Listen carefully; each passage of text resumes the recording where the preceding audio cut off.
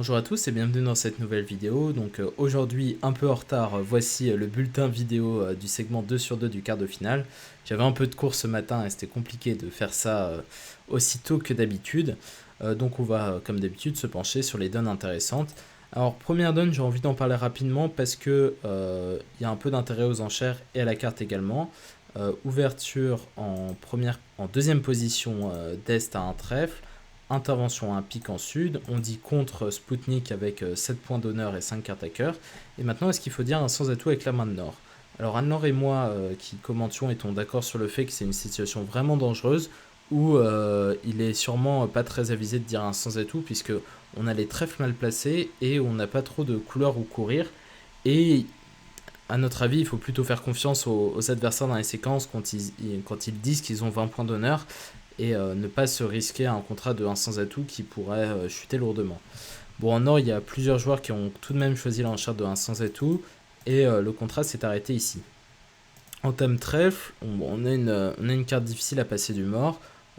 Ça paraît assez légitime de tenter le 8 ou le 10. Les deux semblent tout à fait honorables. Alors je vais vous montrer ce qui peut se passer en thème 10 de trèfle, le valet, la dame. Si le déclarant ici choisit pour un peu faire passer le temps de jouer carreau vers son valet, on peut prendre et jouer cœur. Le déclarant prend et joue as de cœur et cœur. Et là, important, déclarant maintenant doit absolument affranchir ses piques pour atteindre le bon nombre de levées. Et il joue donc pique. On prend du valet ici et on rejoue le 7 de cœur pour faire défausser le roi de pique au partenaire et pas qu'il se retrouve enfermé en main. Voilà, c'est très joli. Si on défausse pas le roi de pique ici, on va se faire enfermer et on ne pourra pas faire donner les cœurs au partenaire. Donc il faut le lancer. Et là maintenant le partenaire menace de reprendre la main à pique et le déclarant peut plus s'en sortir à un sans atout. Donc évidemment la ligne est pas forcée du tout, il y a plein de moyens de faire autrement en tant que déclarant pour arriver à gagner son contrat, mais si on ne fait pas les choses exactement dans le bon ordre, et bon, on peut prendre ce joli flanc. Donc je crois qu'il s'appelle communément le coup de l'empereur, le fait de défausser une grosse carte comme ça pour forcer le partenaire à prendre la main et à ne pas se laisser enfermer. Alors sur cette donne 5, les enchères, comme le jeu de la carte, sont intéressants.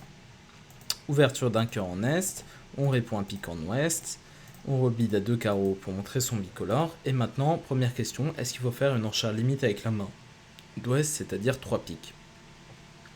Alors on n'est pas particulièrement pressé puisque si le partenaire a 2 cartes à pique avec une main agréable, il va pouvoir reparler sur 2 piques, donc dire 3 piques, et vous pourrez ajouter le quatrième. Et s'il est non fité, on va le voir ici, il va pouvoir répéter ses carreaux, dire 200 atouts avec un bon arrêt, et donc vous êtes à la maison. D'ailleurs ici il y a deux choix, soit vous pouvez dire 3 carreaux, soit vous pouvez dire 200 atouts. Alors l'avantage de dire 200 atouts, c'est que on éclaire le partenaire sur le fait qu'on ait vraiment un bon arrêt trèfle. L'avantage de 3 carreaux, c'est de temps en temps ça permet d'améliorer la partielle et de jouer un contrat de 3 carreaux si le partenaire est minimum avec 6 piques et 3 carreaux. Donc sur l'enchère de 3 carreaux ici, on a un peu des problèmes avec ce manque d'arrêt trèfle, mais d'un autre côté, le partenaire, il est censé avoir un petit quelque chose à trèfle puisque il est singleton pique, donc il a 2 cartes à trèfle, et dès que il a un petit roi second, un petit quelque chose, et vous avez l'arrêt trèfle, et dans ce cas-là, vous avez quand même les 25 points nécessaires pour jouer 300 et tout, même si vous êtes en misfit. Et en plus, autant tenter sa chance parce que 3 carreaux, ça n'a pas l'air complètement reluisant non plus.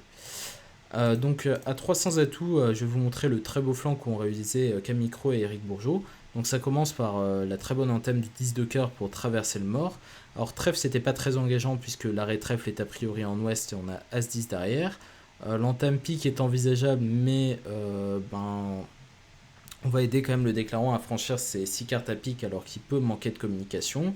Et l'anthème carreau, n'en parlons pas puisque évidemment il y a 5 carreaux ici et dès qu'il y a un petit 9 secondes ou quelque chose comme ça, on risque de filer d'élever. Donc il n'y en aurait pas question et l'anthème de 10 de cœur est clairement la meilleure. Alors ici pour gagner le coup, c'était un meilleur début de passer l'As. Maxence a choisi de passer le valet, évidemment ça n'a rien d'évident. On prend la dame en sud et à ce stade, on commence à essayer d'affranchir les piques. Le déclarant prend du roi et défausse un carreau du mort. il joue trèfle, et là, il tente d'affranchir les trèfles, donc, et en jouant la dame, et ses adversaires vont faire un très beau flanc, il va prendre de l'as, et il va rejouer trèfle. Et, il va d'abord traverser à carreau une fois, tac, et il va rejouer trèfle ici, et là, le déclarant est complètement bloqué, puisque, il voudrait faire son 10 de carreau, mais il peut pas. S'il remonte en main, il va commencer à perdre tous les piques. Donc par exemple, il joue carreau la dame, as de pique et pique, il aura perdu, il perdra 2 levées de pique. Et il peut pas jouer sur les cœurs pour des raisons assez évidentes, puisque s'il joue cœur, disons as de cœur et cœur, on prend en sud et on sort dans la couleur qu'on veut. De toute façon, il y a tout qui marche, puisque il y a plein de blocages. Donc bravo à Camille et Eric pour ce flanc très précis. Sur la donne suivante, la séquence est assez expéditive, 200 atouts passe 300 atouts. Première question, qu'est-ce qu'on entame avec la main d'ouest? Alors on a roi-dame 9 de cœur 5ème. Alors il ne faut pas entamer le roi puisqu'on ne veut pas que le partenaire débloque avec une teneur telle qu'on le voit ici, donc c'est-à-dire un valet 3ème, sinon le déclarant à ce qu'on appelle un arrêt positionnel, et on ne veut pas que ça arrive, et ça pourrait être encore plus dramatique si le partenaire a l'as 3ème et le déclarant valet 10 3ème si le partenaire met l'as. Donc on préfère entamer soit la dame soit un petit, et la règle générale dans ces situations, c'est qu'on entame plutôt la dame quand on a des reprises de main, et qu'on entame plutôt petit quand on n'a pas de reprise de main. Donc la raison c'est que si on entame petit cœur, on a plus de chances de faire 5 levées immédiatement, donc si le partenaire a l'as second par exemple et que les cœurs sont 3-3, si on entame la dame on bloque la couleur, et si on entame petit, tout va bien. Alors que quand on a du jeu, on peut bloquer la couleur, c'est pas trop grave puisqu'a priori on va reprendre la main plus tard. Donc entame du 6 de cœur puisqu'on a 5 points dans la main, enfin un petit valet qui sert à rien, enfin il est utile mais il va pas nous aider à reprendre la main. On prend du valet, le déclarant duc 2 fois, et maintenant qu'est-ce qu'il faut faire en ouest? On sait que affranchir les cœurs est sans espoir vu qu'on connaît la position. La question est maintenant, est-ce qu'il faut faire un switch ou pas?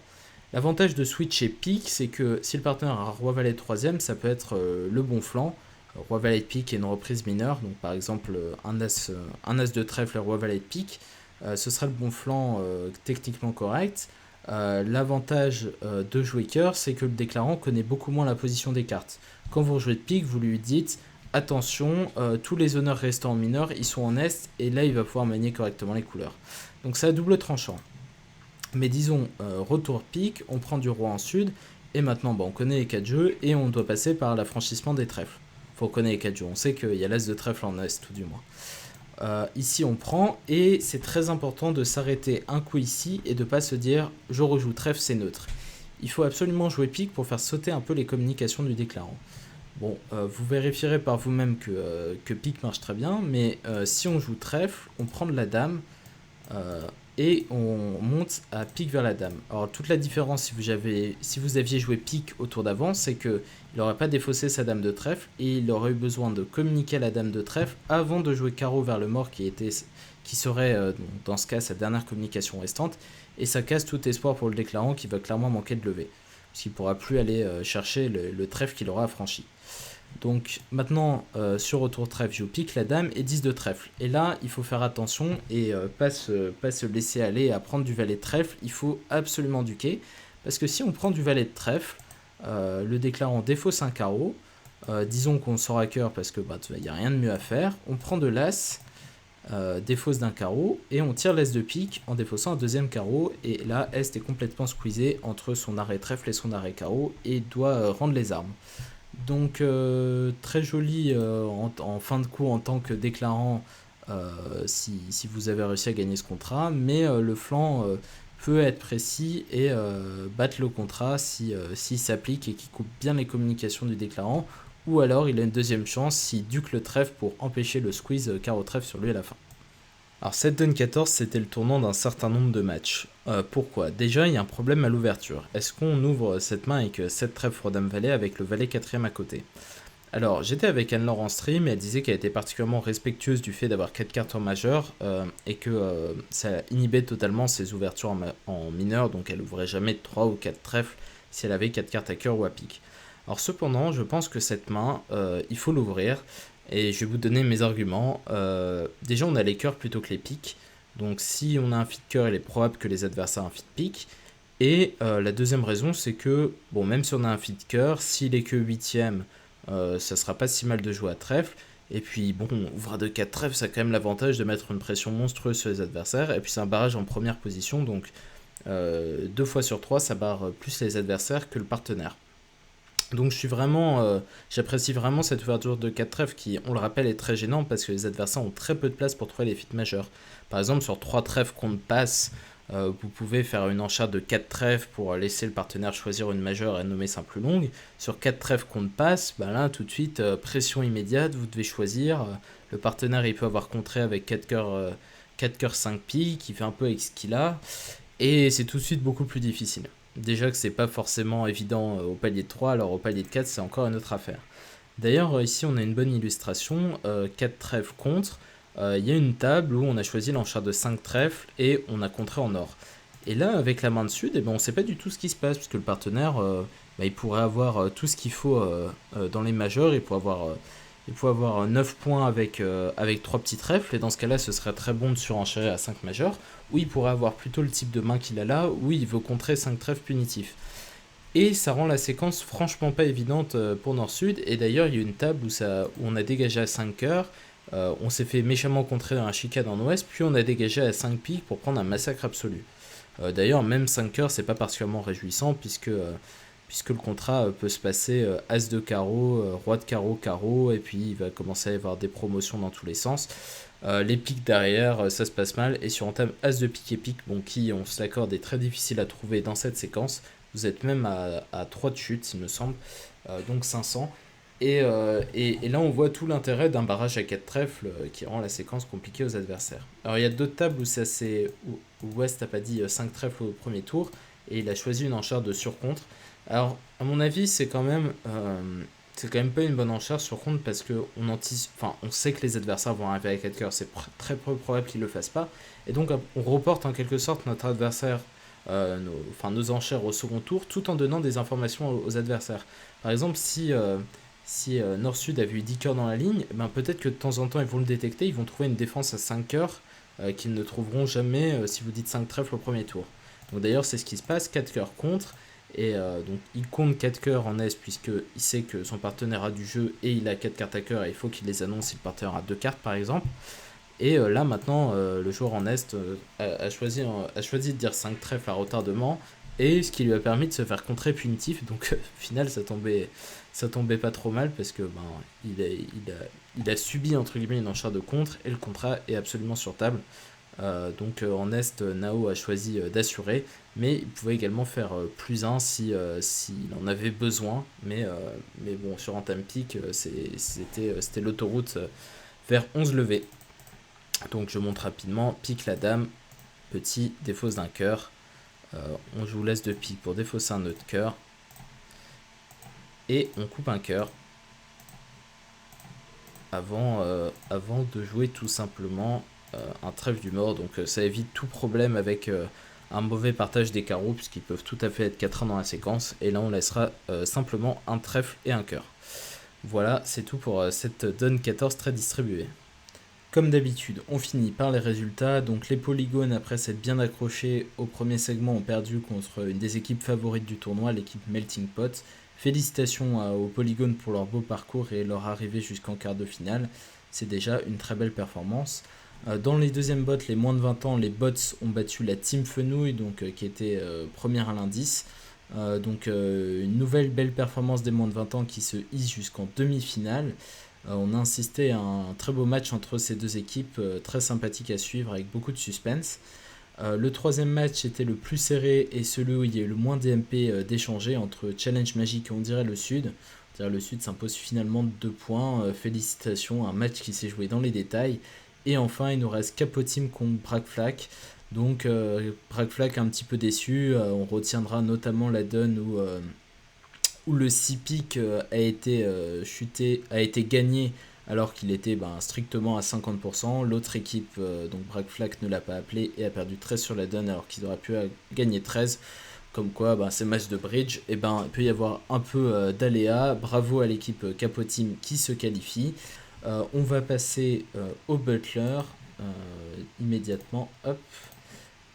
Butler KO, voilà. Donc, on retrouve Christophe Fourcel en tête du Butler, donc il domine aussi bien les matchs de poule que les phases finales. Derrière, on a son partenaire Édouard Beauvillain en première position également. Et puis on retrouve des habitués des premières places. Voilà, donc comme d'habitude, le Butler complet est sur le site internet. Je vous remercie d'avoir suivi cette vidéo. Ce soir, donc, on commentera l'équipe des Bots qui joue contre On dirait le Sud, donc les Bots qui restent une troisième fois au Vugraph d'affilée. On sera en compagnie, enfin Christophe sera en compagnie de Baptiste Combescure, donc à mon avis il va y avoir de l'animation, vous allez passer un bon moment si vous venez, donc n'hésitez pas. Si vous avez apprécié la vidéo, n'hésitez pas à la liker et à vous abonner si ce n'est pas encore fait, et à ce soir, salut!